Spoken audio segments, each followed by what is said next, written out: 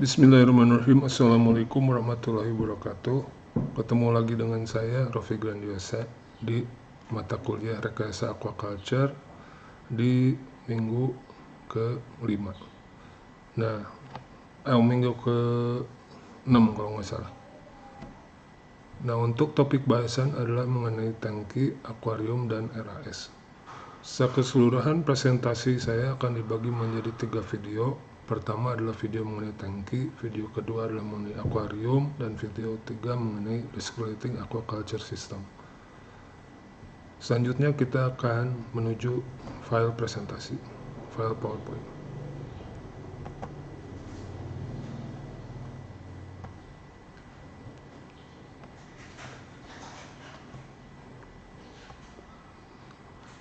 Nah, jadi untuk mata kuliah ini tentunya jangan hanya mengandalkan PowerPoint saja ya, nanti ada file dari FAO mengenai tangki juga ada. Sudah disediakan linknya. Berbicara mengenai outline kuliah, kita akan mulai dari pendahuluan, lalu desain tank, lalu bentuk dari tank, dan karakteristik tank itu sendiri. Nah, konstruksi tangki. Jadi di dalam aquaculture ini tangki ini umum digunakan untuk budidaya. Nah, yang pertama kali kita harus ketahui adalah tangki dapat dibuat dari berbagai bahan yang bervariasi seperti kayu, beton, besi, plastik, polietilen, PVC maupun fiberglass. Nah, ini ada gambar adalah merupakan tangki berbentuk bundar dari bahan PVC. Seperti bak terpal ya, jadi untuk misalnya ada pembudidaya lele dengan menggunakan bak terpal berbentuk kotak, itu kategorinya termasuk tangki.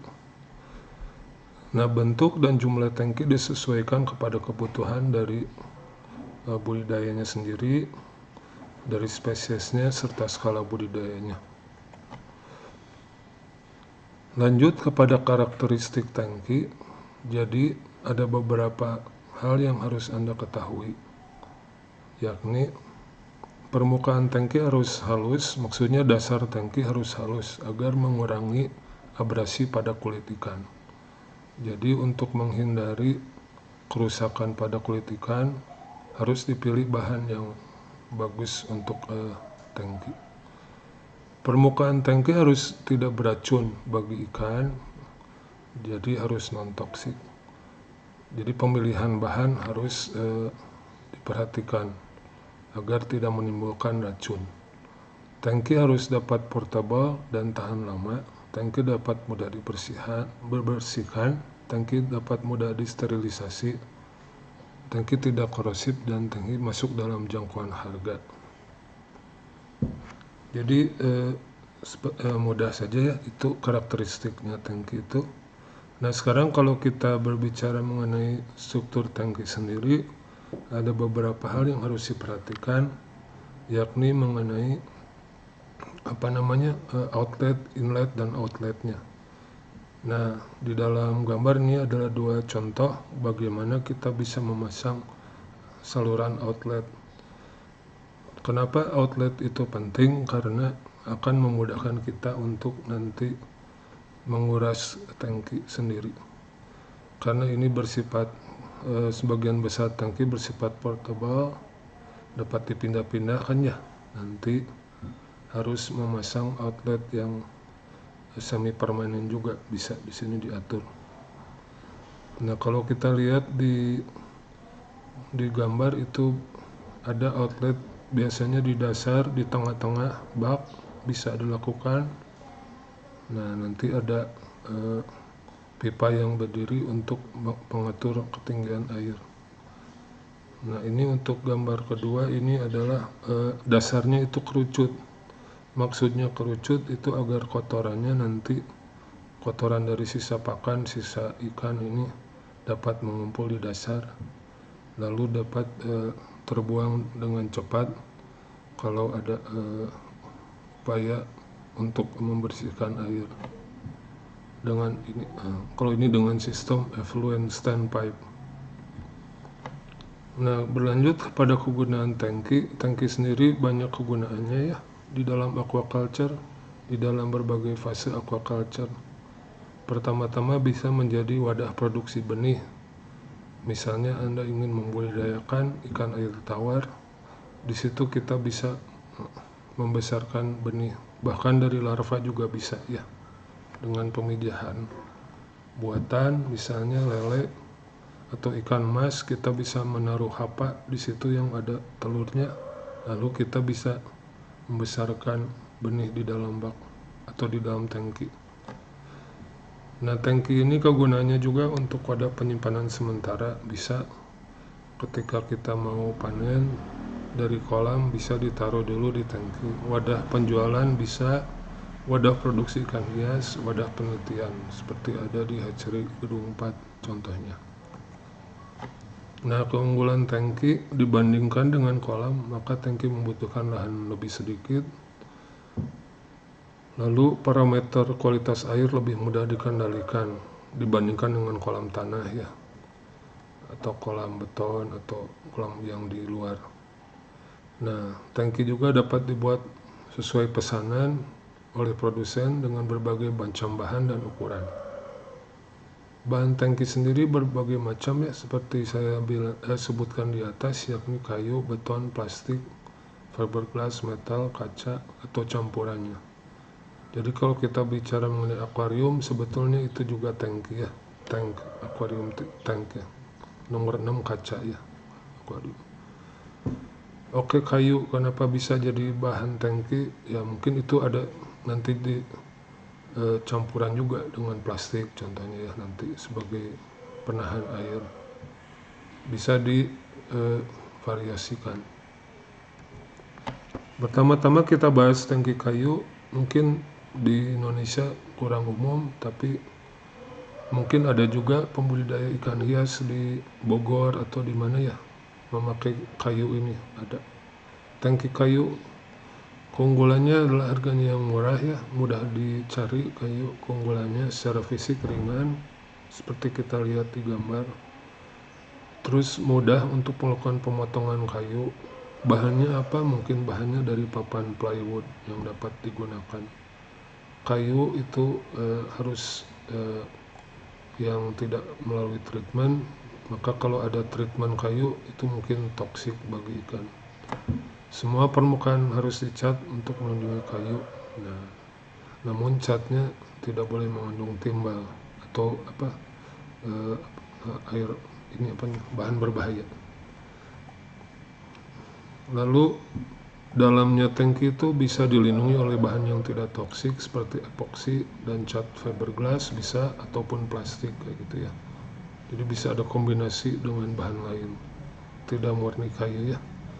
Jadi agar bisa menahan air itu harus ada interior tanknya, harus ada pelapis gitu ya, seperti cat fiberglass, bahan pelapis anti bocor kayak gitu, epoksi itu mungkin. Nah, untuk dari tangki dari beton itu biasanya ada juga yang menggunakannya lebih bersifat kolam yang hatchery gitu ya, yang tangkinya tidak portable ya, tidak dipindah-pindah. Artinya merupakan wadah budidaya yang merupakan investasi dari pembudidayanya sendiri kayak gitu. Jadi tidak dipindah-pindahkan ya, karena bentuknya atau bahannya dari beton. Tangki beton mungkin bahannya relatif lebih lama tahannya ya. Nah, itu digunakan untuk ukuran yang besar. Bisa digunakan untuk penampung air atau seperti tadi kegunaan tangki wadah budidaya. Nah, ini mungkin kita harus melubangi untuk inlet, outlet, harus dipikirkan konstruksinya dari segi rekayasa aquaculture. Nah, gitu. Nah, lanjut kepada yang umum ditemui adalah tangki dari bahan plastik. Bahan dari plastik ini termasuk diantaranya polypropylen, polyetilen, polybutilen, PVC, akrilik, vinil. Nah, seperti yang ada di hatchery Gedung 4 itu juga adalah tangki yang dari bahan plastik atau mungkin dari fiberglass. Coba Anda amati Setiap jenis bahan memiliki kelebihan dan kekurangan. Keuntungan dari tangki bahan plastik yakni bahan ringan, portable, mudah direparasi, bentuk dan ukuran dapat dikondisikan, dan sebagian besar bahan tidak toksik. Lanjut kepada tangki dengan bahan yang lain, yakni tangki dengan bahan fiberglass. Secara umum, tangki berbahan fiberglass ini lebih diutamakan penggunaannya untuk aquaculture karena bahan cukup ringan, bahan sangat kuat, dan dapat tahan terhadap sinar ultraviolet. Membahas mengenai bentuk tangki, terdapat beragam bentuk tangki, yakni umum digunakan adalah bulat, persegi panjang, kotak, dan oval. Nah, kita bahas dulu yang tangki bulat. Untuk wadah tangki yang berbentuk bulat digunakan untuk penederan serta pembesaran dan memiliki karakteristik hidrolis yang lebih baik, distribusi oksigen lebih baik.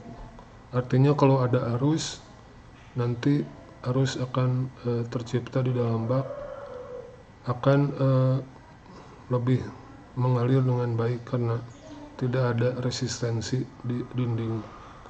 Jadi karena tangkinya dindingnya bulat, maka tercipta pencampuran oksigen yang lebih baik, distribusi makanan pun lebih baik, dan kualitas air lebih baik. Sehingga dengan adanya hal ini, maka kepadatan ikan dapat ditingkatkan. Nah, kalau kita bahas mengenai tangki berbentuk kotak, itu adalah sebetulnya lebih efisien dibanding dengan tangki berbentuk bundar. Lebih efisien dalam hal untuk penggunaan lahan, yakni penggunaan lahannya bisa lebih tidak ada ruang-ruang kosong. Kalau kotak kan lebih lebih hemat tempat, bisa disusun dengan baik itunya tangki. Kalau ada lebih dari satu tangki gitu ya di satu lahan. Kalau misalnya kita masang tangki bulat, itu mungkin ada space di antara tangki. Sehingga dengan seperti itu, kalau kita membangun sistem aquaculture, maka dengan tangki kotak itu mungkin lebih murah untuk konstruksi. Kekurangannya adalah nanti buangan ikan akan menumpuk di sudut tangki. Nah, biasanya upaya untuk mengatasi hal ini adalah memperhalus sudut tangki dengan maksud memperbaiki aliran air. Salah satu upayanya adalah membentuk atau menggunakan tangki oval sebagai adaptasi atau modifikasi dari tangki kotak. Jadi ada sudut-sudutnya diperhalus dengan ada sudut, jadi mengkup. Tangki oval sendiri adalah merupakan upaya untuk mengkombinasikan tangki bulat dan tangki kotak. Tujuannya agar hemat tempat pertama dan bekerja layaknya tank bundar dalam hal kualitas air. Tidak ada penumpukan sisa makanan atau kotoran di sudut tangki. Bentuk tangki ini dapat diaplikasikan di outdoor maupun indoor. Jadi itu mudah. Karakteristik tangki sendiri tadi sudah saya jelaskan, ada inlet, outlet, dan dasar tangki. Nah, rata-rata inlet ini kan harus pemasukan air dari pipa, contohnya itu bisa dilubangi tangkinya ataupun ada pipa yang menyediakan sumber air ke tangki. Untuk outlet sendiri ini berarti kan tangkinya harus dilubangi. Nah, lubangnya di mana? Nah, itu idealnya di bawah, di dasar tangki. Jadi dengan memasang outlet itu dapat kotoran dapat hilang dengan baik gitu ya.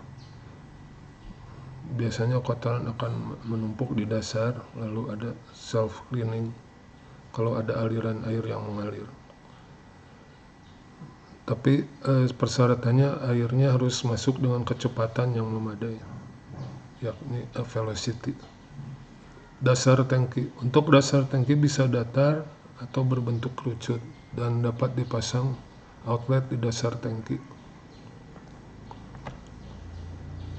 Secara umum keuntungan sistem tangki sudah dijelaskan di awal ya.